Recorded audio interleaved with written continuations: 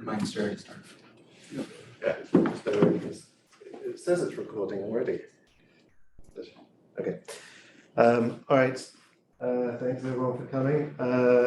So today's speaker is our very own Justin Dressel. He needs no introduction, so I won't really give him one. He's going to talk to us about continuous quantum measurements using machine learning for superconducting qubits. Take it away, Justin. Thanks, Matt. Yeah, thanks for the local invite to talk at this lovely seminar. I know I've learned a lot of things with all the previous seminar talks here, so hopefully I can teach something that other people find interesting as well. So the work I'll talk about is in collaboration with an experimental team at UC Berkeley led by Irfan Siddiqui. And they're making superconducting quantum processors toward building quantum computers. And this is done in collaboration with a number of students here at Chapman. And what you're looking at here on the right is one of these superconducting quantum computing architectures, but not really. That's actually a dilution refrigerator with the cover removed. And so when it's actually covered, that looks nothing like that. The quantum chip is going to be way in the bottom here. But you see these chandelier-like things all over the media because they look very pretty. But now you know those aren't actually the quantum computers. It's the way you cool it down to make a quantum computer work in the bottom of that thing.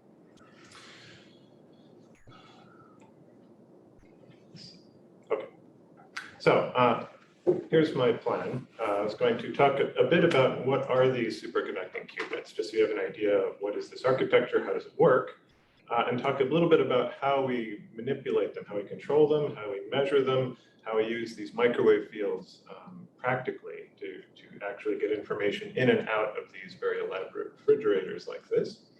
And this will lead naturally into discussion of what's called continuous quantum state tracking or quantum continuous measurements. And it turns out this is the only way that we can do readout. And this is less known than it should be, I think, in the field, that it's not easy to do projective measurements. It is easy to do continuous measurements. In fact, you have to use continuous measurements to get projective measurements in these setups. So we'll talk about that. I'll talk a bit about how you take the data that's coming out of this kind of continuous measurement stream and filter it in order to get information about the qubit. There are a few approaches. There's analytic approaches, and then there's a more recent machine learning approach that I'll finish up with, and I'll show that it works experimentally. So first thing is, what on earth are these superconducting qubits? And so on one slide, this is kind of the main idea. The most common superconducting qubit in use right now is called a transmon. And of course, if you make cool sounding names like this, then everyone starts using all of your technology and citing your papers. So transmon, I think, has been a very successful name in that respect. So what is a transmon? It's nothing more than an LC oscillator, but with a nonlinear inductor. That's the simplest way to say it. What you do is you replace the actual linear inductive element with this element here, which is a new element that appears in a superconducting realm called a Josephson junction. And this is nothing more than an insulating tunnel barrier that separates two superconducting wires. And because it's insulating, then you get a separation between the two macroscopic superconducting wave functions on each of these individual conductors. Each of them has a different superconducting phase, and then that phase is going to be related across this gap in a very particular way. Without worrying about all the details about how the superconductivity works, the point is that this acts like an inductor where the inductance changes as you change the amount of current that passes through this junction. So you end up with a nonlinear harmonic oscillator. Now, this plot down here is showing one of the potential wells of this nonlinear oscillator. And what's important is that once you quantize this thing, you get discrete energy levels just like you'd expect from a potential well. And for a normal harmonic oscillator, all these levels would be equally spaced. However, because of the nonlinearity introduced by this inductor, you get non-uniform spacing between these levels. And you can make it close to harmonic, sort of at this bottom level, but with enough deviation in the spacing to isolate kind of a two-level subspace down here. So then I can address this two-level subspace with with a very particular energy that equals this energy gap, and I'm not going to cause transitions among all of the other levels at the same time. So that's kind of the key. So we wanted to isolate just 2 levels at the bottom of this potential well so that we can control it and not worry about dealing with all these other 5 to 7 levels that are typically in such a well with a transmon. Is that a good scale there? I mean, is it really, I would imagine that you'd have to be fairly far away in order to not induce excitations in higher. Yeah, surprisingly, you don't need that much detuning. I think these are on the order of like 5 to 6 gigahertz frequency on these the first gap, with only a 200 megahertz Change into the next level. In the next level, something like that. So it's surprisingly small while still protecting What the is the line transitions width? to the upper. Limits of the transitions. The line width of the qubit is pretty good, and I'd have to double check the line width of the qubit itself, but it's small enough that this doesn't matter. That's part of the reason we cool it down so much. So a few other details here. This transmon, there's a large capacitor that's added to it, and part of the reason for this is that a large capacitor screens this very sensitive tunnel junction from external charge noise, because you basically have large metal capacitive pads, and any external charge fluctuation is negligible compared to the capacitance intrinsically for the transmon. And that's what's made the transmon so successful, is that it basically is noise, charge noise, invariant to a large degree. Another minor point is that this transmon has a Hamiltonian that's identical to a pendulum, so a classical pendulum. So you can think of this as an experimental realization of a quantum pendulum, but we're only using kind of 2 levels out of the bottom of this quantum pendulum. Okay, so to get a little bit more detail, and this goes to your question, John, how does this look like when we just focus on these bottom levels? Well, we get this kind of ground state and first excited state are separated by h bar omega q, which is on the order of 4 to 7 gigahertz typically. The next order level is detuned by this additional anharmonicity and frequency, which is around the 100 to 300 megahertz range. So it's a small detuning, but it's enough. Now, what's interesting about these, just kind of broadly, is that they act like artificial atoms. This is kind of the same kind of structure you'd expect from an actual atom with all of its various energy levels, but I can tune the spacings of these levels. These are much closer than a typical atom's energy levels would be. And I can also tune the coupling to this to be much, much stronger than what's possible in usual atoms with optics. So people have used these superconducting qubits to actually test regimes of like strong coupling or deep strong coupling that have been hypothesized in quantum optics for decades, but they had no way to actually get to those strong coupling strengths using actual atoms.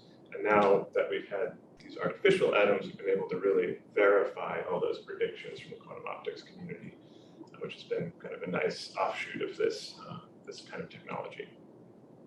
The other thing that's notable compared to normal atoms is that these frequencies here are in the gigahertz range, which is much, much slower than the microwave regime than typical atoms. And what that means is that a lot of the approximations often made in quantum optics, which assume extremely fast frequencies, they may not work quite as well in these regimes. So you have to be very careful, especially with transients, to capture the physics you need and not ignore it. Whereas in optics with terahertz frequencies, often you can safely ignore these transients. You don't have to use a rotating wave approximation. Yeah, well, we do use rotating wave, but we have to be very careful when it starts failing. So it'll start failing much earlier than in typical optics scenarios. Okay, so that's the math, but here's what it actually looks like on the chip. This is the actual chip that we used for the experiment I'll talk about. This is an 8 transmon chip you see here on the left. And there's an amplifier, which I'll talk about in a second, that's being used for this.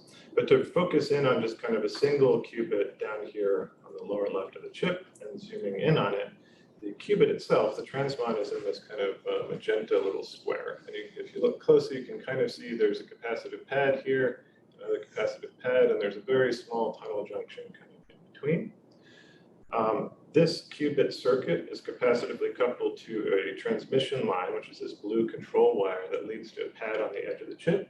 That just, you put a wire there and send it to a coax cable that goes out of your fridge so that you can send a signal down into your coax cable, into your fridge, connect it to your qubit capacitively through this transmission line and back out, and we'll use that wire as a control wire. Also capacitively connected to the transmon is this sort of red resonator here. This is a quarter wavelength strip line resonator that just supports a traveling field bouncing back and forth, quarter wavelength. And that is just an LC oscillator standard linear resonator. And we use that to couple to the qubit for reasons I'll talk about in order to read out the information from the qubit. Why quarter wave? It's just easier. Takes up less space, I think is the short answer. So it means one of them is a node and one is an antinode. Right. Which is the node? I think the node is at the end. Yeah, I think the node is at the qubit end because the other one acts like an open reflection, I think. Yeah, it's a good question. But this readout resonator is connected in turn to this other strip line bus here, and this readout bus is connected, if you look back at this full chip, to all 8 qubits. And so this is a common readout bus connected to all of the different readout resonators for all the qubits on the chip. So I can send in different frequencies down the same bus line, and it'll be resonant with different readout resonators, and I can isolate kind of which qubit I want to measure this way. But this common bus also serves as what's called a Purcell filter. What this does is it puts kind of a single pole filter in the way so that the qubit energies don't bleed through the resonator and leak out the transmission line. So it gives a little kind of blockade so that that qubit frequency doesn't escape. And that's very useful. Without that Purcell filter, then your lifetimes of your qubits die pretty quickly. Does having the node at the transmon actually allow you to read it out weekly? Is that the idea? Yeah, it's coupled weekly, and that's actually an important point. It's also going to be detuned very strongly from the qubit, which is also very important because we don't want energy swapping between the qubit and the readout resonator. Okay, so let me comment a little bit on how these controls and readout work. So first, the control wire. What you do is you set in a microwave field that's resonant with the qubit frequency. And so if I go back a little bit, then what you're doing is you're inducing transitions between the 0 and 1 state by sending photons in that are exactly resonant with that. And that'll create Rabi oscillations between the qubit energy states coherently as it couples to this control field. So what you do is you send in a pulse that's tuned to the qubit frequency for a duration such that the area of the pulse gives you the correct phase rotation that you want on the Rabi drum, exactly as you're used to with quantum optics. Now, the readout, the way it works is that this readout resonator is detuned usually by around 1 gigahertz from the qubit, so it's now in the dispersive regime. What happens when it couples to the qubit is that depending on which energy state the qubit is in, I'm going to get a frequency shift of the readout resonator by different amounts. And so the resonance frequency will tell you which qubit state is occupied. So when I try to pump the resonator, sort of in between these two natural resonances, that qubit conditioned resonances, then I'm going to get information on the reflected field from kind of what's populated in the resonator. It reflects back and then is read out. All of that traveling wave information is going to have an imprinted phase shift based on kind of which readout frequency the qubit is actually pushed to the resonator to. And I'm going to get a noisy time-dependent voltage signal when I read this traveling wave back out that I've collected, and I have to now infer kind of what was the phase information that was imprinted by the qubit, and that's going to give me information now about what the qubit state was back when it interacted with the qubit. So it's kind of several layers of indirection. You can say, well, why do I do it this way? Why don't I just go open the box and look at what is the qubit state, 0 or 1? Well, it's in a fridge that's near millikelvin temperatures. I can't just go look at it. So I need some sort of signal to get inside my fridge and then get back out and then learn something from it. And this is one of the only ways that we know how to do it reliably. But what's important about this readout is that you always get continuous time voltage signal, which is actually binned into discrete time bins by your readout chain. And now I have to like take that time series and convert that into information about my qubits. I need to be able to filter that time series data somehow in order to get out information that I care about. I assume you're going to talk about back action too? Oh yeah. Okay. Yep. So in more detail, this is what kind of the circuit diagram looks like for this type of control. So here's my qubit in here. So you see this black thing here. That's my actual transmon. There's my big shunt capacitor there, and then I actually have a double junction in this case, which allows some flux tuning, some magnetic flux tuning through this loop, but otherwise it behaves just like a vanilla transmon. This is capacitively coupled to this transmission line with this arbitrary waveform generator over here, which does the control drive, comes back. This red circuit is just the LC oscillator modeling this readout resonator, and then this green circuit is this control bus, which is again pumped by an arbitrary waveform generator. This object here is called a circulator. It's a 3-port unitary object that drives things in a one-directional way. So this waveform generator comes in, goes only to this readout line, it gets reflected back with the qubit information, and then gets shunted this way so it doesn't back reflect to the readout drive or reflect back to the qubit. So this keeps things isolated. That reflected signal, you'll notice that it'll combine with what's leaked from the steady state of this resonator with what's reflected directly from the incoming readout drive. That's going to get amplified through a number of layers. It first passes through a quantum limited amplifier inside the fridge, which is this traveling wave parametric amplifier. And that, because it's quantum limited, it actually boosts the signal up to a level where we can continue amplifying it with other means. And then we usually have Hammett's usual kind of high electron mobility transistors that further amplify it once it's gotten above that threshold. Once we amplify it enough, then we send it out of the fridge into just a usual kind of heterodyne setup. And we separate out kind of the qubit phase information into 2 orthogonal quadratures, I and Q, which give us kind of 2D information about kind of what the qubit state is. What pulses are you sending in? This is usually done as just a continuous wave readout drive. So you ramp it up, keep it on for a long time to do this continuous readout, and then ramp it down at the end. Why do you need an arbitrary waveform generator for that? They just have it in the lab. So you don't need it other than just for the ramp up, ramp down for this case. Why do heterodyne? So there are 2 ways you can do it. There's one where you use a phase sensitive amplifier, and then you squeeze the quadrature of the field that has no information you care about and amplify only the quadrature with the information you care about. That's one way to do it. Then you get one signal, and that's a homodyne signal out of that. But the problem is those are fairly narrow band. And if we want a broadband amplifier that we can use for all of the different frequencies of all the qubits on the chip, then it turns out something like this traveling wave parametric amplifier does better. It has a much broader band at the expense of it being a phase preserving amplification rather than a phase sensitive one. It doesn't squeeze the field. And since it uniformly amplifies the entire field, that means part of the qubit information is contained in each orthogonal quadrature. And you have to actually collect both quadratures in order to retain all of that information. I guess if you're doing multiple readouts as well, you would need the heterodyne signal to measure which qubit is doing what. Is that also a reason for heterodyne? Because I would have thought homodyne would have been sufficient.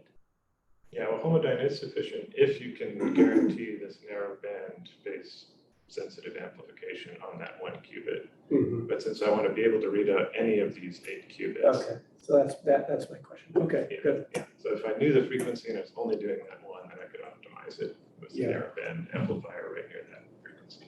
This just isn't fully capturing what you're doing, is what it's coming down to. Yeah, I'm focusing on this One little of the- sector that shows here, right? But in fact, many of the experiments on transmons have used Josephson parametric amplifiers, which are phase sensitive, specifically because then you can get one signal out this way and just do homodyne, and it's simpler. But in order to get broad enough band to handle a whole chip, we had to go beyond that. But it's a good point because now we have two readout signals here because it's heterodyne, and that just complicates this inversion process, this filtering process, because now we have to have two signals that we interpret, not just one. Good. Okay, so let's put a bit more math here for the theorists. So what we're going to say is the qubit is connected to this readout resonator, which has a base readout resonator resonance frequency. It couples to the qubits, it gets shifted kind of up or down by some dispersive shift chi. So this is the dispersive coupling effect on the resonator. The control drive is resonant with the qubit frequency and has some envelope omega t, which kind of tells you kind of your Rabi pulse. And so you can say the control drive Hamiltonian looks kind of like what you expect, and it drives oscillations of the qubit with like the usual sigma x operator on the qubit. Readout resonator has the usual form of a resonator Hamiltonian once it's diagonalized, but then it's also coupled to this kind of readout chain here through this transmission line. And there's an amplitude decay coupling across this capacitor where the amplitude of the resonator will decay at a rate kappa over 2. And that sets the line width of the resonator to be kappa. So this is an open system, fundamentally, in opposition to the way quantum is usually done with closed system Hamiltonians.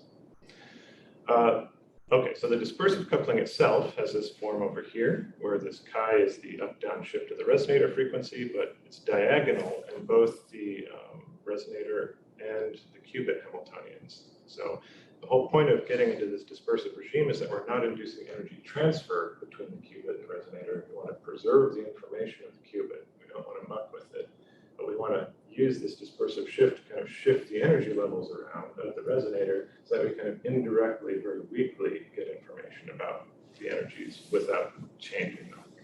So we go to this regime to make it diagonal. I think in the theory language, this is called non-demolition measurement. So that we want to end up in this non-demolition regime where we don't destroy the thing that we're trying to infer. This dispersive shift chi, when you work out the mathematics, is related to the direct capacitive coupling G between the resonator and the qubit, and the detuning delta between the resonator and qubit frequencies, just a difference frequency, but also to this n-harmonicity.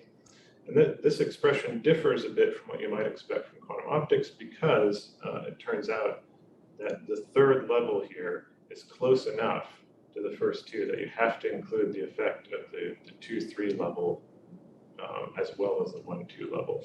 And the combination of those things corrects this dispersive shift to be this form here that's directly proportional to n-harmonicity. If you don't make this correction, then you're off by a factor of 5, it turns out. And a lot of theory papers in the early days of superconducting qubits made this mistake because they prematurely assumed they had a 2-level system. It's a great assumption in optics. It was a problem in this system. Okay, so now that you know what all these parameters mean, this is the task. So we get out a pair of noisy readout signals, which is digitized by this heterodyne readout chain into bins of some small delta t that's set by the bandwidth of your readout chain. Usually around a gigahertz bandwidth, so we're talking about time bins of around a nanosecond each. In each of these nanosecond bins, there's a random voltage that is collected. And so when you just kind of plot the raw signal, it looks something like this plot here. And in that plot, we get 2 such random signals. Now we have to learn something about what's going on with the qubit way back here. So that's the actual task. And this is going to lead to a measurement rate on the qubit of how rapidly that we're able to infer that information about the qubit. And that measurement rate is going to be set by kind of the amplitude of this readout drive, as well as this kappa and the dispersive shift and all those together. But it's kind of a challenging task. So how does it work in more detail? So what's going on? Well, this readout rate gamma turns out to be related to this dispersive shift squared times the steady state resonator photon number. Now, because this is an open system, when I pump this with some amplitude epsilon and it's leaking out with some rate kappa over 2, I'm going to get a steady state in the resonator. But because I have two different resonances conditioned on each qubit state, I get two different steady states in the resonator. I either get steady state for qubit 1 or steady state for qubit 2. And that'll mean in my optical phase space for the resonator, I end up with two coherent state lobes that are distinct from each other.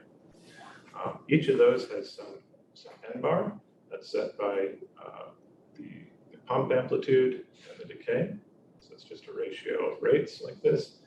And then it sets the measurement rate according to this with the dispersive shift. Now, what does this mean in practice? So why do we get different rates here? So what's happening is that in the optical phase space, these two distinct coherent states will either be well separated, so that their uncertainties of their kind of overlap or they don't overlap because the separation is greater than the uncertainty of coherent state, or they can strongly overlap. So this is a very kind of weak separation. Now, how quickly I get information about the qubit is directly related to the overlap of these two optical coherent states. So if I manage to get them separated well enough, for example, if I set my resonator pump amplitude strong enough, I can get these coherent states kind of separating well in the optical phase space. Then I'm going to get a probability distribution on one particular signal. So for example, this quadrature signal I, that looks something like this. So I'm going to get two blobs, one for each definite qubit state. And that means that if I get some signal, which would be this normalized R here on the horizontal axis, then just probabilistically I can infer which of these blobs did it come from with which likelihood. So if I'm way out here, say in the tails of this red blob, I can say, well, it's highly unlikely this came from that other blob, therefore my qubit state is very likely to be this, and I'll get a very rapid projection onto that qubit state. But if I have these blobs overlap by quite a bit, then if I get a particular signal, like say -4 on this graph, now there's a very weak difference between these two histograms. So I can say, well, I know it's more likely to be in this red one, but it's still pretty likely to be in the blue one. So I get some information about which qubit state is most likely to be, and that's going to introduce a small kind of weak measurement toward this red eigenstate. So very crudely, you can think of this as just applying Bayes' rule that each time I get one of these random voltage signals, then I can just back out from Bayes' rule, which is more likely, and that's going to update my quantum state based on Bayes' rule toward the more likely state. So I have these two regimes. Either it's projective, where I get information very rapidly, these are well distinguished, or it's weak, where these are not very well distinguished, and I'll get information, but on a much, much slower pace. Each time bin won't give me that much. Now, the actual trace, when I time average it over a few bins, looks something like this in these two cases. So if I can get these two lobes well separated, then I'm going to end up with this kind of telegraph type noise, where I see that my qubit is very likely in kind of this -1 state, and I see a jump where it goes to the +1 state, and then a jump which it goes to -1 state, but I can distinguish these pretty well because I have such strong separation here. And if I look at kind of what the qubit state is doing, I'm going to in fact see these jumps back and forth between the eigenstates for such readout. Conversely, if I go to this weak regime, then I get a very, very noisy signal where the fluctuations of the signal are much broader than the separations between the means of these histograms. So I can't resolve the eigenvalues of my qubit state very well. And in that case, every bin here is going to give me kind of a weak kick one way or another. So I'm not going to get a projection, I'm going to get kind of a nudge. And these nudges happen randomly one way or another, so it's a very random signal. And so I end up getting a random walk of the qubit.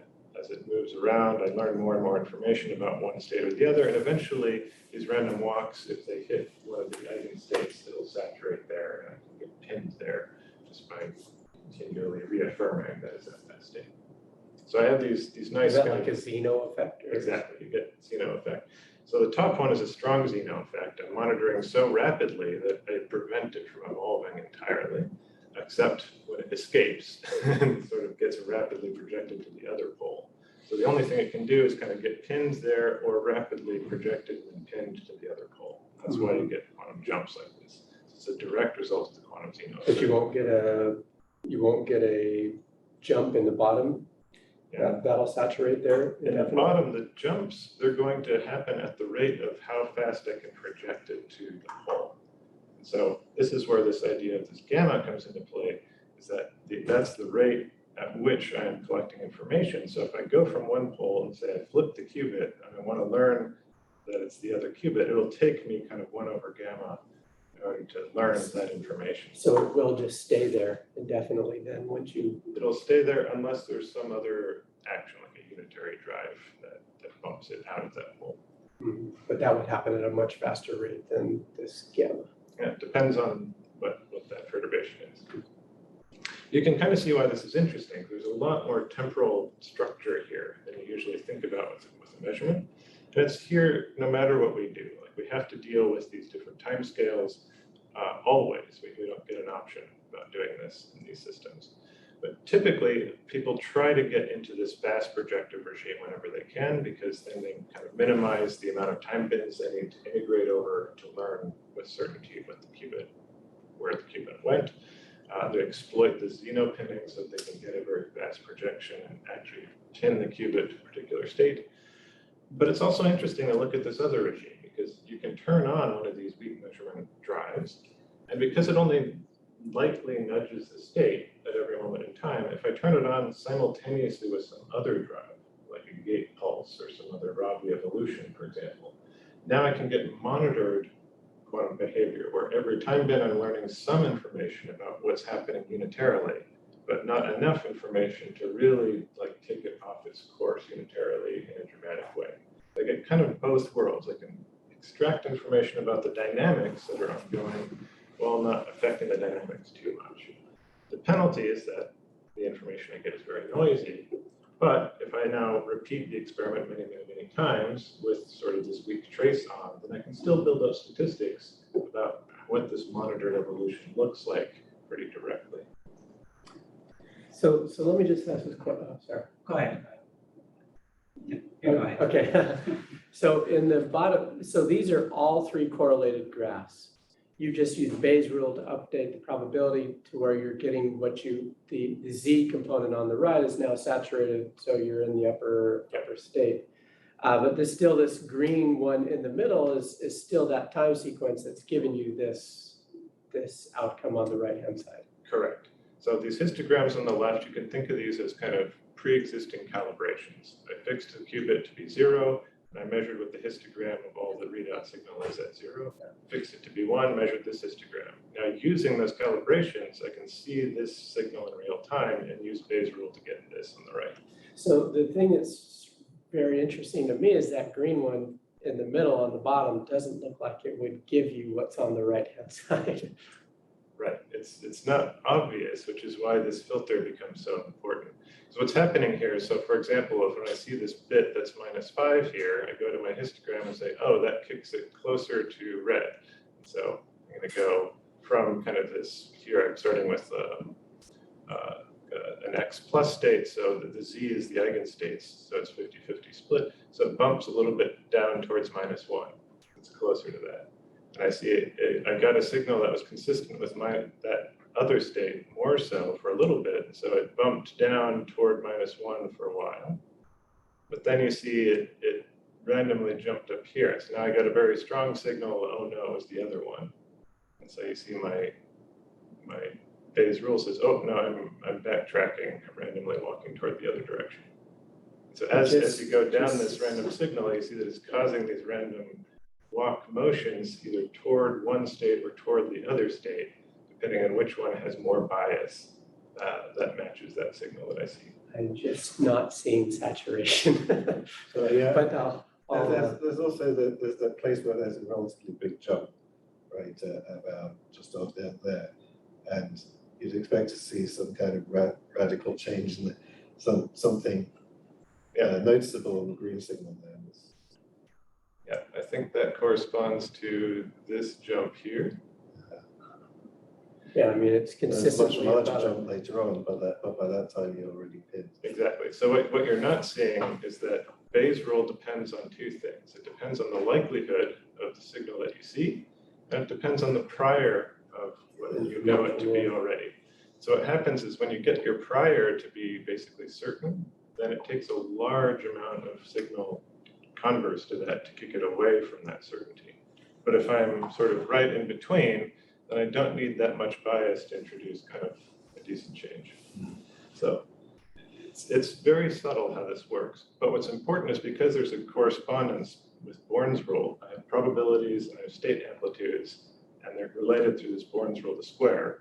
That means if I have probabilities and I learn things about them I need to update them with Bayes' rule, just probabilistically, then I inherit that Bayes' rule effect at the level of amplitudes of the state. So just by a probabilistic Bayes' rule, I'm forced to get my state updates to match this, which is why I end up with the state actually changing in accordance with Bayes' rule. It's a very nice kind of high-level way to think about measurement. I don't have to worry too much about all the details of the coupling. I know that whatever I get will have to conform to Bayes' rule because of this correspondence principle. Does that make sense? Yeah. So a lot of subtlety there.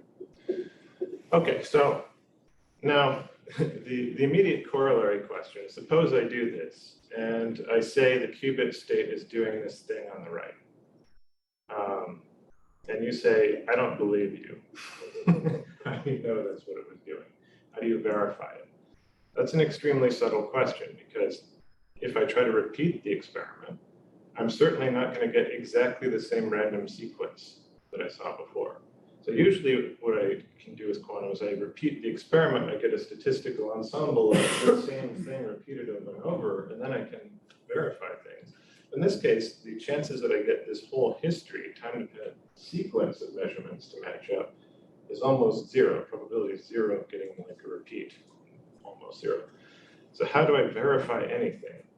Well, there's a very clever way to do this, which is to take an ensemble where I stopped the measurement at some time. So I do a continuous measurement for a while, and then I just stop it at some time. And then I insert a random tomographic pulse for that one trajectory that I stopped. So for example, if it's a single qubit, I can measure X, I can measure Y, I can measure Z. If I measure all three, then I can get a tomography. But since this is a single run of my experiment, I get this particular trajectory that happens, and I stop, I measure randomly X, Y, or Z, I get a single answer, +1, -1, etc. Now I do this over and over and over again for that particular duration.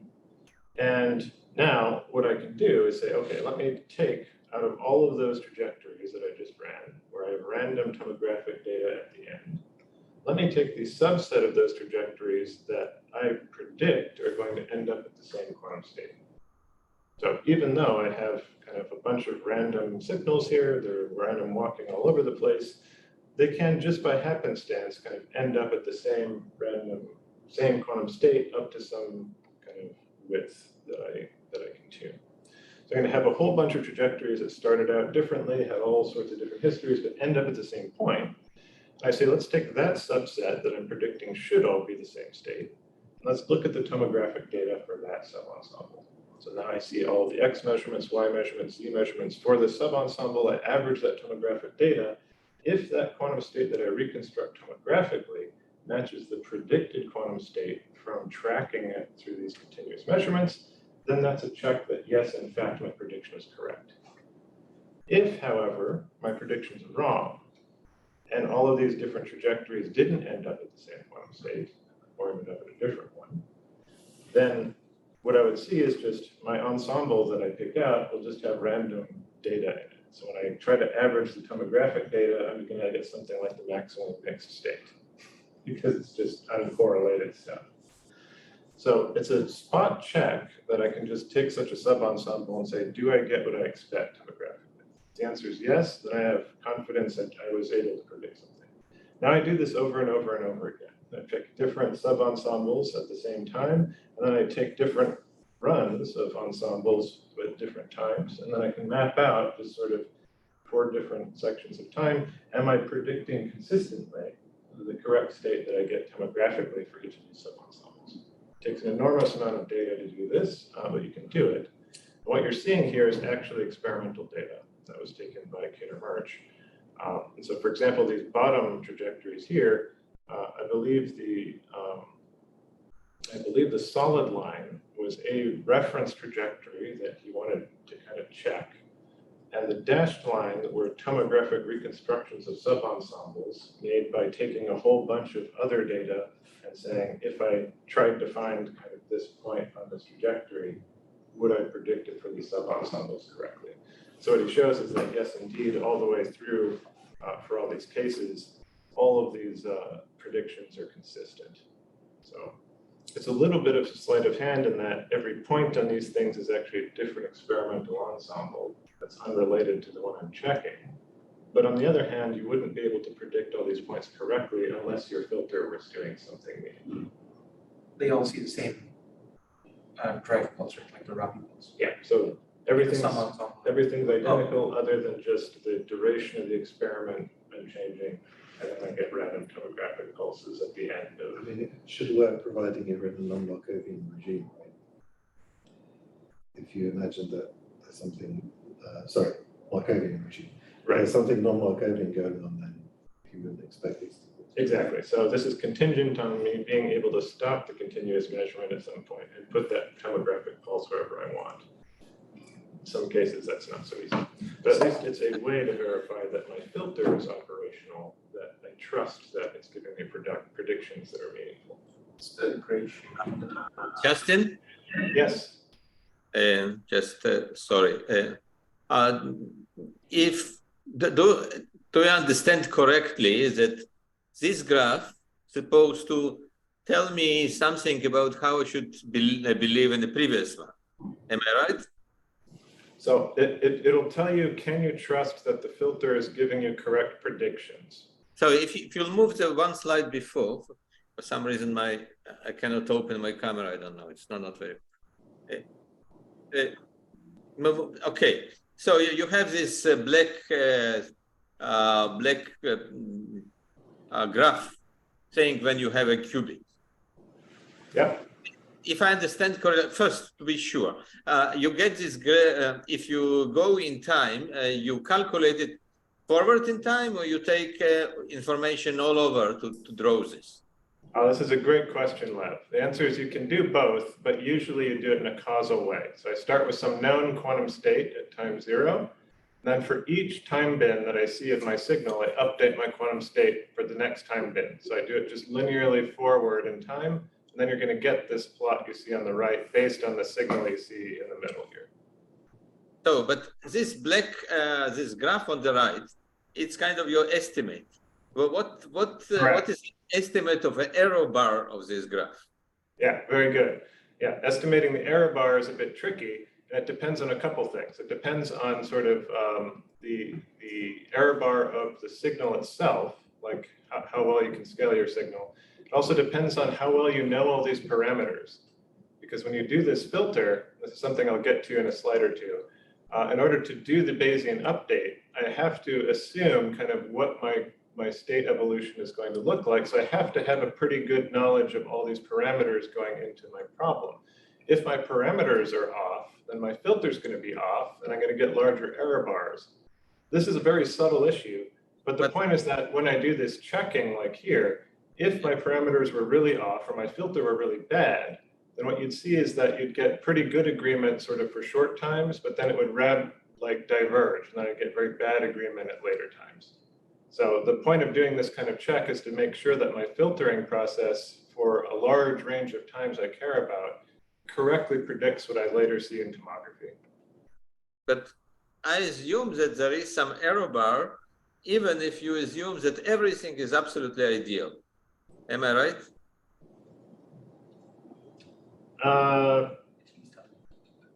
So you mean just with the quantum state itself? Yeah, because probability, quantum probability, that, you know, let's say that all of your parameters, all your devices work perfectly, but because you cannot really know quantum states, so then Yeah, so if your knowledge of the quantum state isn't perfect to start with, and of course you'll inherit that error bar for the entire trajectory. But theoretically, if you say I have perfect knowledge of the initial quantum state and my filter, I have perfect knowledge, then I can keep my quantum state pure if I collect all information about from my signal, and then I'll have exact knowledge of my quantum state as a pure state at every point in time. However, in practice, you never have that because, first of all, I don't collect all of the information. There's some efficiency where I lose some of the information before I get to my signal. And then I have to kind of average over the things I don't collect, which introduces additional uncertainty in the average. The way that uncertainty appears, Lev, is that it looks like an ensemble average. Wait, you say that if you know initial state, then you can reconstruct it. But then, of course, if you know initial state, you know your interaction, you know what will happen. But you telling me is that you make measurement. The whole idea of measurement is not just to put some unitary evolution and then to say what it is. It's the idea is that you don't know the initial state. So the question, if you, the whole idea that you want to find the initial state, no? Yeah. So I see the confusion. So there's two roles to this measurement. One is to polarize the state to learn what it is. And in that case, what you would do is this projective measurement, polarize it, pin it to one of these things, and then I know it's that state. So I didn't know what it was before, but now I know after I pinned it to say 0, now it's that eigenstate. That's one use of a measurement. Now, the second use of a measurement is once I know what that state is, then I can do something like weaken the coupling. And now I get this kind of random walk that's based on the data I collect, but now I can track that state. Now that I knew what it was, now I can continue to know what the state is, even though it's kind of moving around randomly. So the question, if you make only the weak measurement, and you don't start it with the projective measurement, so then you know very little, or you still, out of your weak measurement, you somehow, in which moment you will kind of be sure that you know where you... Good. So yeah, if you don't know anything about the state, and I just do a weak measurement, and if I have something like a Rabi dry bond, so I don't allow it to settle to a steady state, then I know nothing. Like I'll never get anything I can use.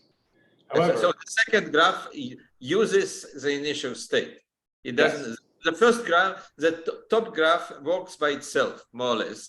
But the second graph, you need to know the initial state. Yeah, and in fact, there's an even cleaner way to say this, which is that as I collect information from the signal, the fact that I'm gaining information actually erases what was there before.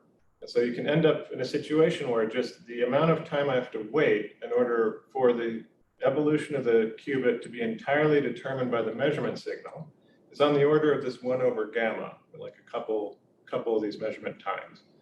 Then I will have erased whatever was there before, and the state is now completely determined by my measurement signal. So for projective measurement, this happens very rapidly, that I'm erasing whatever was there before, so I actually didn't need to know it. And now it's completely determined by what I saw. So now I see that it's this eigenstate or that eigenstate. The same thing actually happens down here.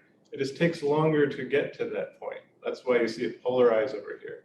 Like here, I now know what the state is, even if I didn't know it before, even though it's weak, because I've now collected enough information over this whole time duration so that it's completely determined by what I've seen. But still, my original question, when you look on the second graph at the bottom, what kind of your estimate that how sure that this is true? What is the probability that the picture is really very different? Very small, or? Again, it depends on the knowledge of all your parameters, but actually you can see it right here. Like the error bar, you can just kind of see by eye.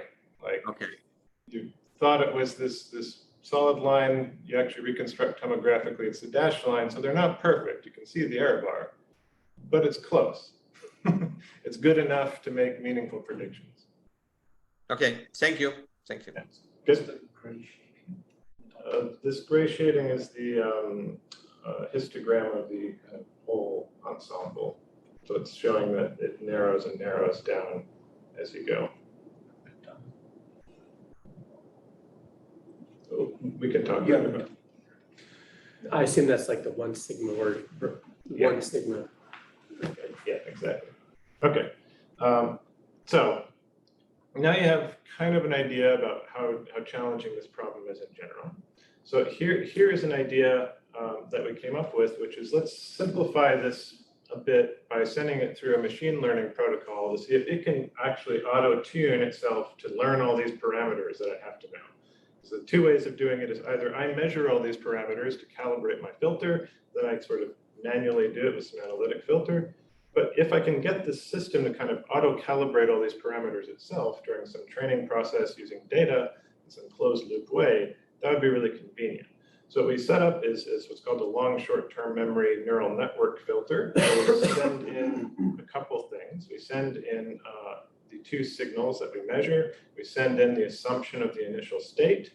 And then we set up a bunch of training data to say, okay, we know this is what the answer is for this subset of training data, and see if it can learn how to construct this neural network in order to output a trajectory of the quantum state itself. That was the idea. So we take in, as a quantum filter, just as a function, I take in my 2 measured signals, my assumption of my initial state, so this is related to Lev's question, and then I have it output kind of the trajectory of all the states for each successive time bin. So now we can do this analytically, like I said, and I'll go through this quickly, but this is more or less how it works, is that when I do it analytically, I measure all these parameters, I take my state at one time, I do some measurement operator, which is applying Bayes' rule, which looks something like this. Then I apply whatever unitary that I know exists, like my Rabi drive, I know what signal I'm sending in, I know how it should evolve. Then I apply any non-idealities like dephasing, depolarization, et cetera, and then that gives me a new update for my state at the next time step. Then I just repeat this over and over again as I get my sequence. That's more or less how I reconstruct these trajectories by hand.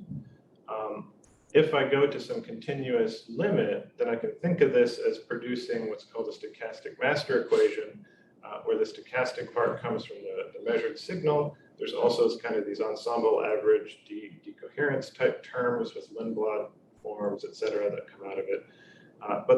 And you can model this kind of as a white noise process. But what's important is you can't really use this continuous time limit in practice, because what you actually get are finite time bins, and this is kind of an unphysical limit of the system. So in practice, you have to reintegrate this equation over small time bins, and then you get back to this picture. So in practice, this is basically what's done if I want to do it by hand. But you'll see a lot of talk about stochastic master equations in the literature, just because it's very easy to analyze these equations mathematically, but they're not useful experimentally so much. Okay, so quick tour just to show this works. This is an experiment that was done in 2014 showing that if we have no other unitary evolution, we get this kind of random walk story I told you. If I turn on now Rabi drive and start evolving the qubit while I'm monitoring it, then I see that I do get kind of perturbed Rabi oscillations. And so if I'm in this middle regime here, then it kind of can't decide whether it should pin to an eigenstate or Rabi oscillate against this frustrated regime. But if I turn up the Rabi oscillation fast enough, then the Rabi drive is a much shorter time scale, and I just see the measurement as kind of a perturbation around that Rabi drive. So this all works very, very well. Shortly after that, we also did the following. We did pre and post selected trajectories to look at the entire measurement histogram in between two trajectories. Used an action principle to get deterministic equations of motion about what the most likely path is that connects those two pre and post selected trajectories, and then measured it in the lab and found that the solutions of these deterministic equations exactly match the most likely tube seen experimentally. So that was nice to see. So we kind of understand what's going on here. We've done experiments where there are multiple measurements ongoing simultaneously. Like in this case, if I measure X and I measure Z at the same time, then these are non-commuting measurements. But if I make them both weak, then I'll get some information out of each. And we showed that this all works exactly as you expect, and actually obeys this kind of generalized uncertainty relation down here, and so forth. So all of those kind of manual analytic methods worked very, very well, and very well tested. But these were the challenges. They always assume an adiabatic regime. They always assume that there's Markovian evolution between these individual delta t time bits, which goes to Matt's point. The resonator is always in some steady state and sort of adiabatically follows the qubit state. And that's why I can do this pretty well at the analytic level. I need to calibrate all my parameters. I need to know what my evolution is, and then I can put it all in my filter. And the problem is that if my dynamics become fast enough, then I start breaking adiabatic and Markovian assumptions. And so then my filters start failing. So the idea of putting in this machine learning thing is to say, can we, first of all, reproduce the successes we already have, but also kind of address these more challenging regimes. And so the idea is that you learn what the dynamics are from the data rather than having to assume what the dynamics are. You have minimal prior information necessary during the training process. Then you'll get this kind of self-consistent auto-calibration during training. And what we found, which is very nice, is that after it gives us the result, it can actually motivate corrections to our theories. We can say, what does it produce? Do we understand that? Oh, here's a theory term we forgot about. Let me put that in my model, and now I can reconstruct an even better analytic model than what I had before. So very, very quickly, kind of what we did is construct a long short-term memory recursive neural network. We did 6 initial states of training. Sorry. Minimized a cross-entropy cost function, validated with all these drives, et cetera. Did the usual neural network training thing, and said, okay, well, what do we get? Well, the first thing is that, do we reproduce what we had before? So we compared it against our Bayesian model, and what we have here in this yellow line here, for example, is the Bayesian model that we did analytically before, and the red line is what this LSTM produces after it's trained.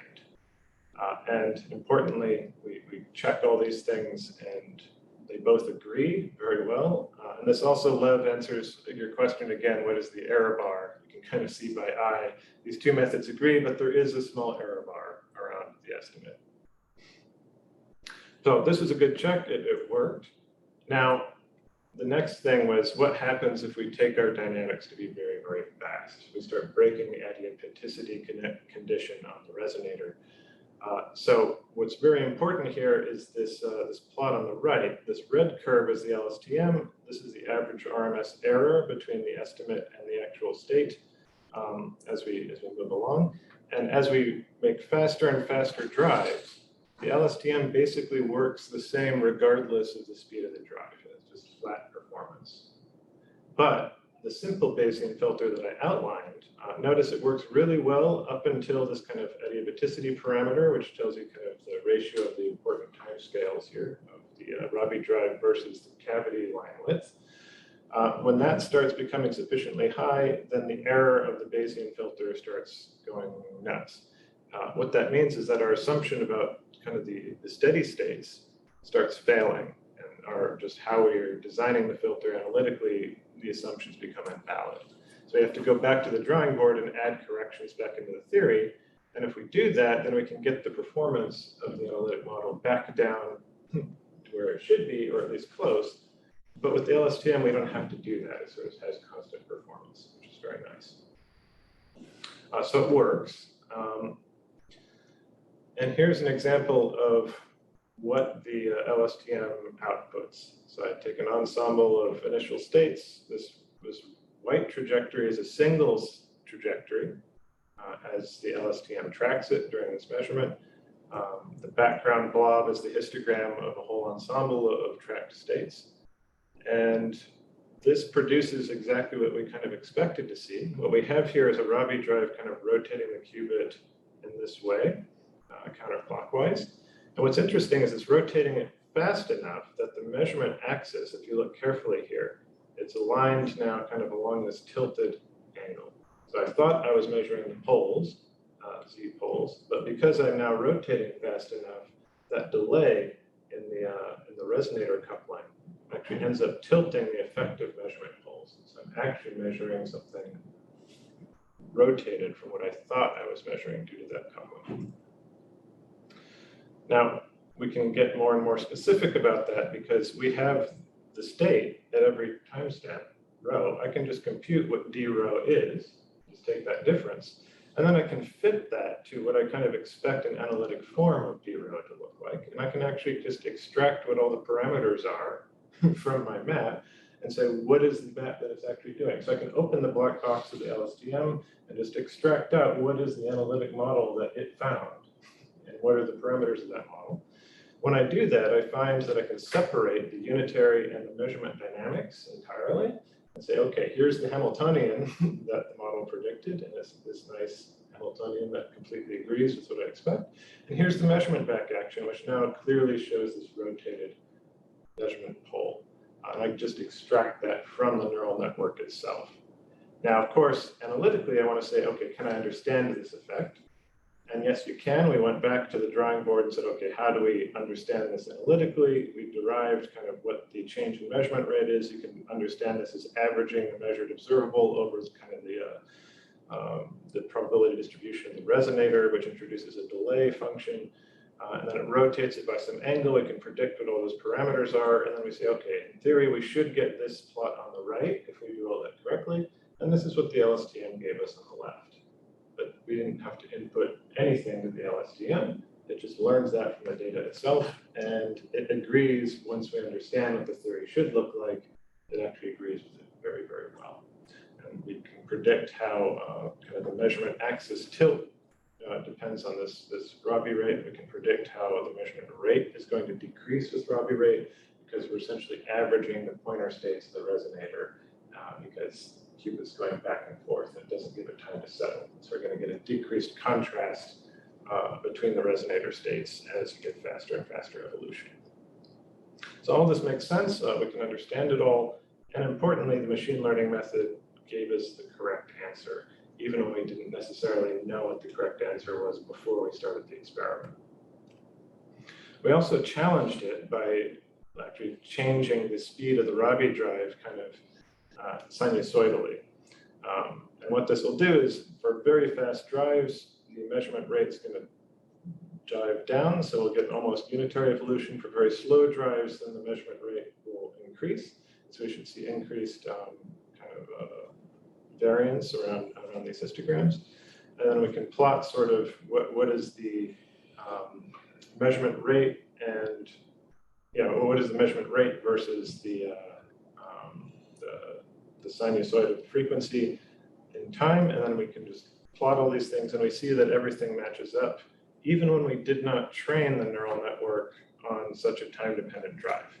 I think that was the most important thing we wanted to see, is that we could train the neural network on some relatively simple structure, and it can still predict things that are fairly complex, even time-dependent complex things, and it predicts them correctly. So it allows us to actually track stuff in very complicated regimes where even trying to understand how to do the theory for this is very challenging. Okay, so I'll pause there, or I'll stop there and just say, okay, well, what did we do here? So part of the point is just to give you an overview of how we do these continuous measurements, why they're necessary in these systems, but also to highlight that this neural network method seems viable. It works even in challenging conditions and allows us to open the black box and learn more theory out of it. So it's not just a black box. We can kind of work with this machine learning technique rather than kind of have it be some mysterious add-on. But I think what's most exciting for me is that this will enable state tracking to be used in these very challenging other regimes. So gate diagnostics, environmental monitoring, regimes where I don't necessarily have as much control over the calibration myself. And I want the system to kind of auto-calibrate. And I can kind of trust that it's doing something reasonable in these regimes.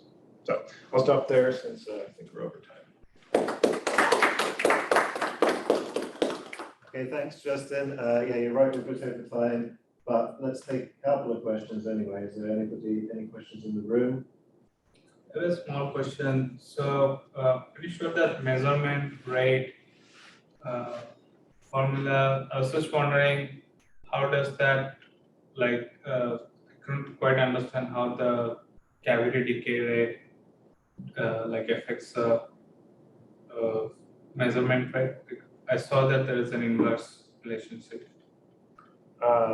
So you're saying like, why does this drop the measurement rate here? And why does this depend on kappa?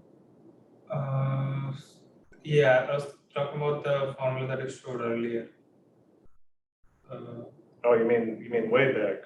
Yeah. You mean kind of this? Yeah. Yeah, so why this formula? The simplest way to understand this is that this n bar gives you kind of it's a ratio of rates between how much energy is going into the resonator and how much energy is leaking out of the resonator. It's going to give me kind of a net steady state energy that remains in the resonator. That's my coherent state with this average n bar. Now, the measurement rate is going to depend on kind of how many photons are in my resonator, and then since I have a dispersive coupling with the qubit, it's going to depend on what that dispersive shift is. So this 2 chi is going to be kind of plus chi and minus chi from the original shift. So 2 chi is the width of my dispersive shift. So that quantity times the number of photons in the resonator will determine kind of my how much information per second I'm going to be able to get out. This remaining factor of kappa is basically talking about how this information leaks out of the resonator, very crudely.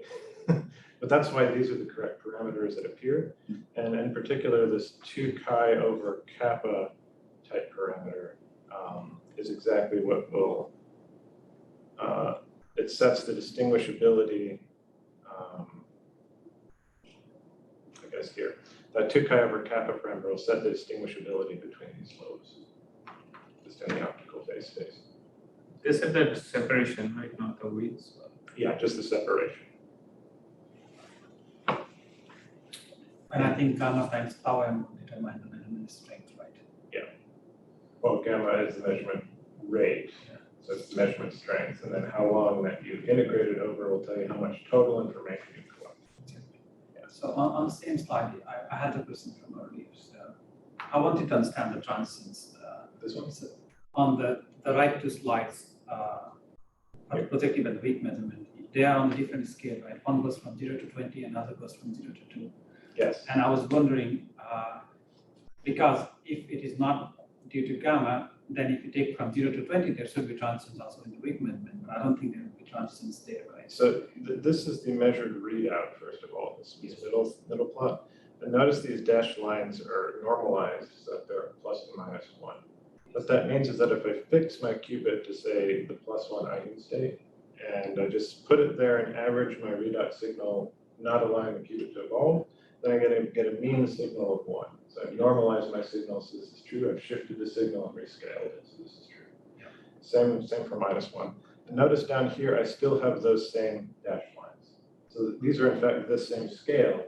Okay. Those dashed lines are always at plus and minus 1. What this is saying is that in the weak regime, when I have this strong overlap, my signal is so noisy that I can't see this separation very clearly. It's like on this histogram, these dashed lines here. So you plus can be and either minus in 1 or 0. Sorry, you can be either on -1 or 1 more frequently. Exactly. Strong. So just because I see any particular voltage value, it's now very difficult to tell you it came from this state because there's so much overlap there. And that means the signal is very, very noisy compared to that separation that I'm trying to resolve. That makes sense. But when you do the black plot, you see the transitions there, right? But you do the black plot on the lower side, you don't see the transitions from like -1 to 1. So if you... Are you saying the curve will never go down, it'll just stay at 1? Yeah, The bottom right, yeah. And why? I didn't understand that point. Why it can't?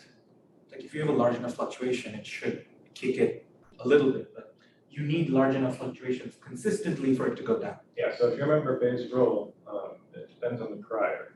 So if you're almost certain that it's one particular thing, and you get some data saying it's not that thing, then the update to the state, if you're already pretty certain, is going to be very small. You're going to Because the require a measurement lot is of weak. evidence to get you away from that certainty. But just because the measurement is weak, right? If you make it stronger and stronger, there will be a regime where it comes down and you get the other. Okay. And it does happen that you can get pretty close to the pole like this, Uh-huh. and then you'll see some random fluctuation that is so strong in the other direction that it will take you away from the pole again, and you'll start randomly walking around. So this does happen, but if you get sufficiently close to the pole, you'll essentially saturate, and then that's your projective measurement. You get pins there. Yes. But you're right that unless you're exactly certain, then there is a small chance that you can be kicked away from it with the strong enough. There's always a chance that you. Yeah. Okay, makes sense. Okay, are there any questions in the Zoom? If there are questions in the Zoom, you can just talk or indicate in the chat room.